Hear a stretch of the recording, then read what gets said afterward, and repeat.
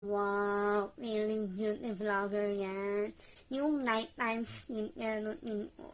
Tatlong beses ako mag-cleanser. Micellar water is maghihilamos na facial deep cleanser. Ayan, ito na nga, nagtutoner oil and it helps na serum naman na eye lifting, soothing gel ng facial cream ng pimple eraser na soothing gel para sa hair ko. Gentle lang. Nakita ko yung difference nang magising ka sa katotohanan na hindi ka talaga niya mahal.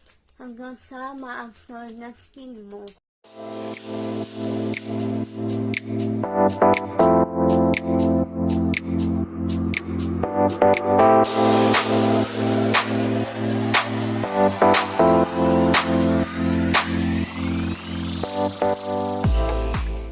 Blessed people, welcome to my first ever beauty vlog. Wow, feeling beauty vlogger yan. Char. So ayun na nga, dahil sobrang hilig ko mag-makeup, yung hilig ko sa skincare is times 2. Kaya isi-share ko sa inyo ngayon yung nighttime skincare routine ko. And nagsisimula ako sa pag-cleanse sa mukha ko. Siyempre, dapat linisin muna natin yung mukha natin bago tayo magpahid na kung anex dyan sa ating face. Kaya ang una kong ginagawa is nag-cleanse nga. 3 beses ako mag-cleanser sa gabi. Hindi naman siya necessary na dapat 3 beses. Pero ako kasi, no make sure lang na bago ako maglagay ng iba pang skincare product is talagang nalinis ko yung mukha ko. Diba? Ang arte. So, ang una kong ginagawa is nagtatanggal ako ng dumi sa aking face. Kaya, ang ginagawa ko is nagtatanggal ako using the micellar water. Itong gamit ko ngayon is Eskinol Rose na micellar water. And, ninay ko lang siya kasi nag-sale siya. So, na-curious ako. And, ako yung tipong tao na mahilig mag-explore ng iba't ibang skincare. Kaya, ayun, ninay ko siya. And then, after ko micellar water, so, piling ko may tira-tira pa yan. Hindi pa natanggal lahat ng powder na nilagay ko or kung nag-makeup man ako. Siyempre, ang gagawin ko naman is maghihilamos ako using this aloe vera na vitamin C Lux Organics. Ayan. Sobrang sulit nito kasi if I'm not mistaken, less than 200 siya or less than 300 siya or 329. I don't know. I can't remember. Pero ayun na nga. Ito yung ginagamit ko talaga. Pero, kapag once a week, every Sunday night, ito yung ginagamit ko na pants na, ayan, yung pants na green siya eh. Ano to? Nakalimutan ako. Pants na, ayun, pants na clear solution. Ito yung ginagamit ko. Actually, hindi siya facial scrub siya. Kaya once a week ko lang siya ginagamit and hindi talaga ako mahinig sa facial scrub. Kaya, ayun, linay ko lang din siya kasi na-curious ako. And after that, sabi ko nga, 3 beses ako nag-cleanse sa mukha. Ito yung last step ko sa pag-cleanse and sure na ako na wala nang matitirang dumi. Ito Eskinol na deep cleansing, na facial deep cleanser. Ayan. Ito yung ginamit ko yung glow. Ewan ko basta glow siya. Pink glow? Basta. Yun na yun. And then, after ko mag-cleanser, siyempre, nakapag-rinse na ako ng mukha. Ito naman yung ginagamit ko after ko mag-cleanser. Wait, nawawala siya. Ito na nga, nagtutoner ako using this Lux Organics Cica Calming Rescue. And it helps na i-reduce yung redness ng acne face. And maganda siya para sa acne prone na skin. And sa oily skin, all types of skin, maganda ang Lux Organics. Actually, almost yung mga skincare ko is from Lux Organics. Pero nag-try din naman ako ng iba't ibang variant and iba't ibang brands. Basta more on Lux Organics ako. Yun yung binabalik-balikan ko talaga. And then after ko mag-toner, itong serum naman na, na Aqua Boost na serum. From Lux Organics. Siyempre, alam nyo naman, I'm a Lux Organics user. Wow. Ayan na nga, yung serum. After ko mag-serum is, ang ginagawa ko wait lang, naiwan ko. After ko mag-serum, gumagamit ako netong Quick FX na eye lifting. Para yan din sa aking mga dark eye circle and top up ng aking eyes. And after ko neto, gagamit naman ako ng rose water na soothing gel ng Lux Organics. Yes. Ito yung ginagamit ko sa gabi. And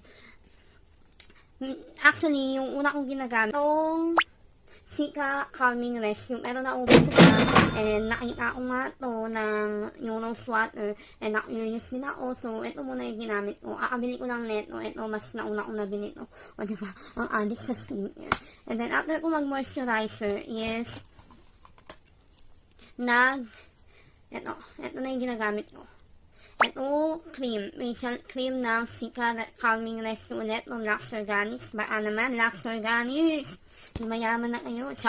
Joke lang yun ah.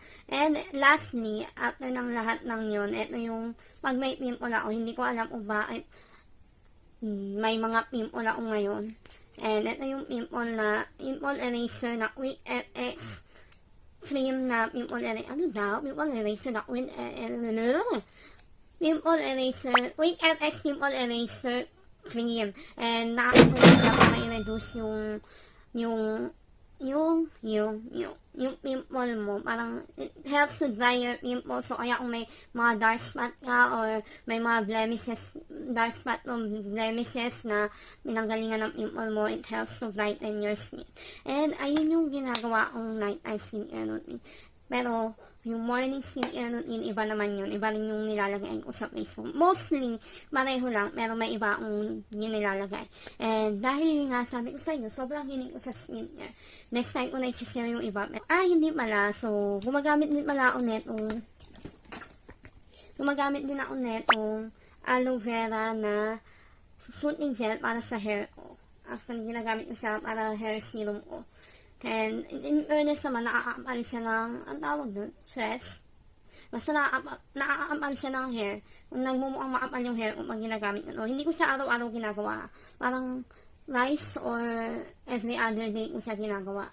Kasi hindi maganda na araw-araw ang naglalagay nito. Napakita ko na sa inyo lahat ng product na ginagamit ko tuwing gabi. Kaya ngayon is gagawin ko na ang aking skincare dahil anong oras na rin. At maya-maya ay aantukin na ako. First, ito nga. Micellar water muna tayo. Micellar water. Micellar water. Oo nga pala, hindi necessary na ilagay mo lahat to sa face mo. Ang pinaka-importante lang na nilalagay mo sa face mo is yung cleanser, moisturizer, and sunscreen. Ito kasi, itong cream na to is, ito yung pinapapalit ko sa sunscreen kasi may SPF 30 siya, and dahil nga nagsa-cellphone ako madalas, so yung UV light ng cellphone is nakakaano din yun, nakakasira din ng ating skin. Kaya ito yung ginagamit ko instead of sunscreen na may SPF 50. No, ayan. Linis na tayo ng face. Gentle lang. Tignan nyo pala yung face ko, may pagbabago ba after ko mag-skincare, ha?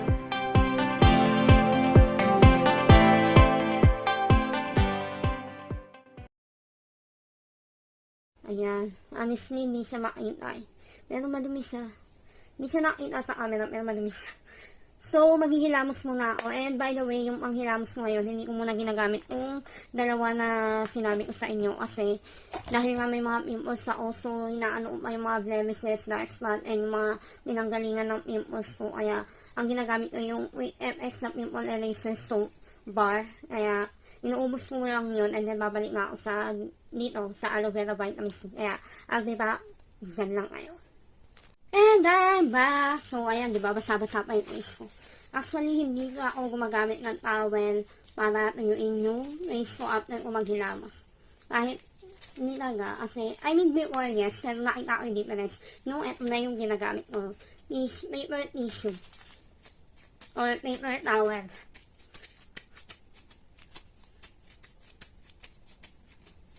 Kasi pag ito yung ginagamit ko, unlike sa towel, mas nakikita akong mas, ewan ko, iba-iba talaga yung effect niya.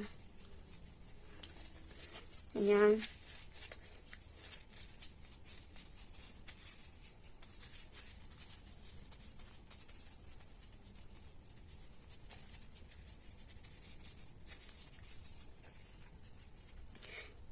Ayun, I'm done na sa ating maghihilamos and sa micellar water. So, ngayon naman, magpapahid na ako ng Eskinol na facial deep cleanser. Ayan. Magpapahid na tayo na Eskinol na facial deep cleanser. And ito nga pala yung lalagyan ng cotton ko. Minute task yan talaga ito, pero ginawa ko siyang lalagyan ng cotton. Wala na.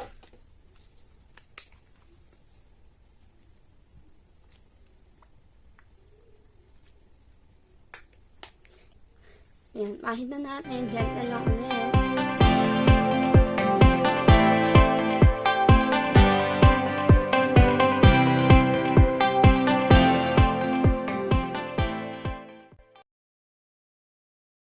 Ayan. May glow na ba? Tsaka, ayan. Medyo patuyuin ko lang siya, no? Ayan, yun yung sinasabi ko sa inyo. Hindi na naman siya kita ba? Kasi may dumi pa rin siya kahit pa paano. Kaya, 3 beses talaga ako nag-less ng face. Na yung una, parang kita naman siya. Ayan yung una, may dumi pa. May dumi siya. Yung pangalawa, may dumi pa rin naman siya. Ayan, tumala. Ayan. Ito yung una, ito yung pangalawa. Parehong may dumi. So, siguro naman malinis na to. Hintayin ko lang siya matuyo. And next step, ito na nga ang ating toner. Hindi ako gumagamit ng cotton sa toner. Hindi ko nakasanayan. Pero sabi din kasi nila, is mas effective yung i-spread mo na lang siya. Maglalagay ka sa palm mo and then i-spread mo siya. And then let your skin absorb it. Yung leeg naglalagay ako. And ipat-pat mo yung mukha mo sampanin nang magising ka sa katotohanan na hindi ka talaga niya mahal. Char.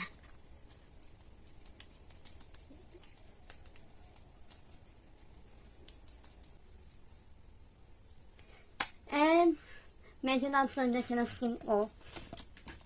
By the way guys, kapag nag-skincare kayo, huwag kayo yung nagmamadali.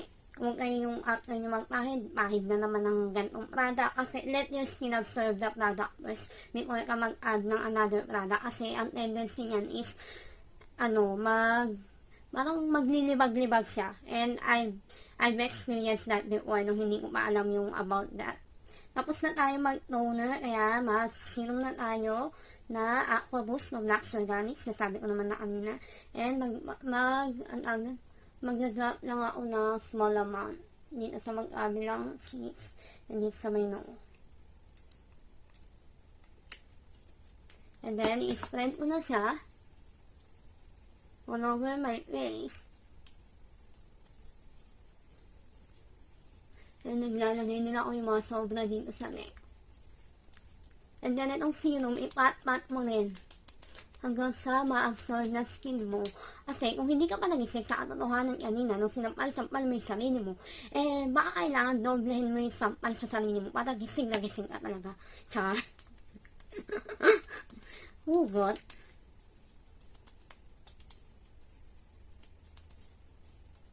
You know what? That's what I like with this Lux Organic Aqua Boost. Sobrang bilis niya ma-absorb ng skin ko. Ayan o, sobrang absorb na siya ng skin ko. Kaya, I'm so happy.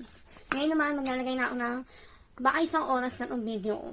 Ngayon naman, maglalagay ako ng eye lip cream from Quick FX. And, tayo na at maglagay. Okay. Madami ata ang maglalagay ko sa aking daliri.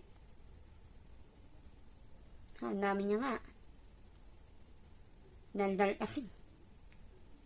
And gagawin ko is mag-ano lang ako pa-inner. Nalobat ang aking camera, ang aking photo. Naglagay ako pa-inner and then pinatpat ko lang for 30 seconds. And then in-exercise ko siya pa-inner. Ganyan, in-inner ko lang siya. And absorb na siya ng skin ko. Kaya soothing gel na tayo. Rose water soothing gel from Lux Organic. Actually, paggabi, dapat mas madami ang nilalagay na soothing gel. Kasi iwan mo siya na over. Ang lamig!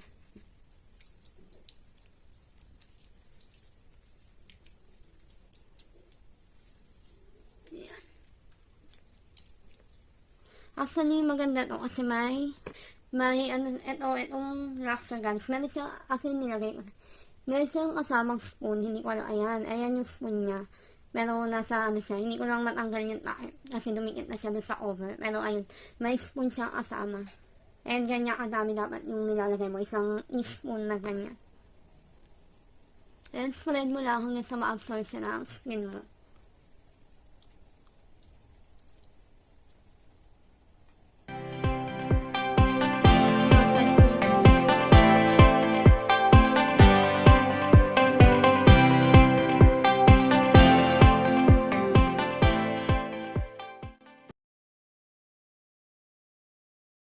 Ayan, habang hinihintay ko nga siya ma-absorb ng aking skin, totally ma-absorb ng skin ko, maglalagay na ako nitong aloe vera. Nagalit ko sa akin ni Ate Koy. Thank you, Ate Koy. Maubos na siya. Baka naman. Nanghihingi na ng refill. So, igaganyan ko lang siya sa aking scalp.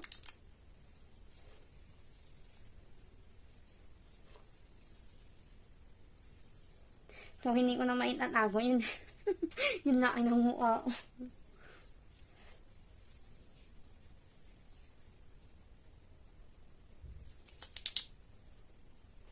Uy, hindi ako hindi ako expert sa mga ganong bagay. Ginagawa ko lang yung alam ko, mga napapanood ko lang din. And maglalagay din ako dito sa makita na kung gano'ng kanipis yung buhok ko. Ayan, lagay tayo dyan.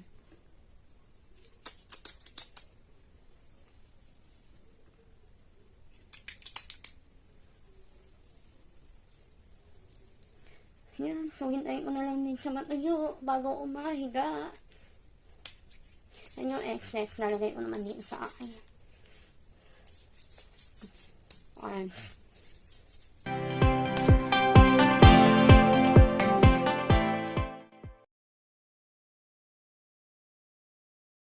At na-absorb na nga ng ating skin ang moisturizer na nilagay natin. Kaya maglalagay na tayo nitong Sika Calming Rescue na cream. Me-size soap amount. Me-size amount lang ang kailangan natin para sa ating rest. Yan, lalagay lang ako dyan, dyan, dyan, dyan. Hindi sa leeg. Yan, sobrang tipid nito eh.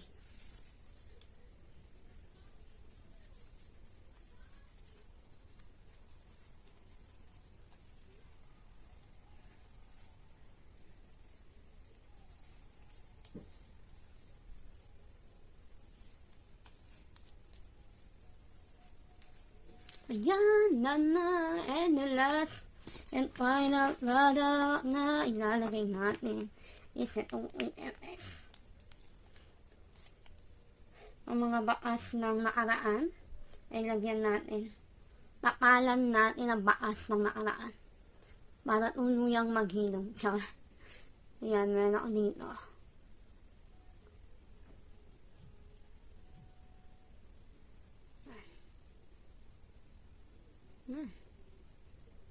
And then, meron ako dito.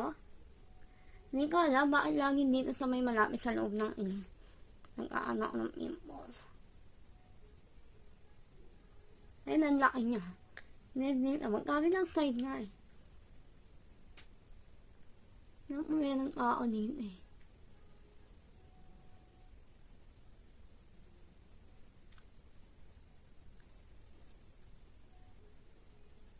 Ano ba? Pangit man tignan. And is na lang.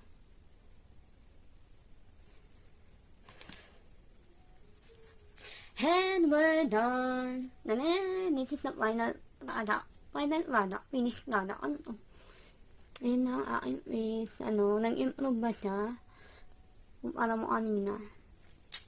So, thank you for watching this video. See you again next time. I hope makasama kayo sa mga videos ko na puno ng kaartehan, tsaka na puno ng kagandahan, tsaka meron yun na nga. Thank you for watching this video and I hope you enjoyed it. Hindi man ako expert pero ginagawa ko yung mga ginagawa ko based sa aking kaalaman and sa mga napapanood ulit na video vloggers. Thank you, God bless you.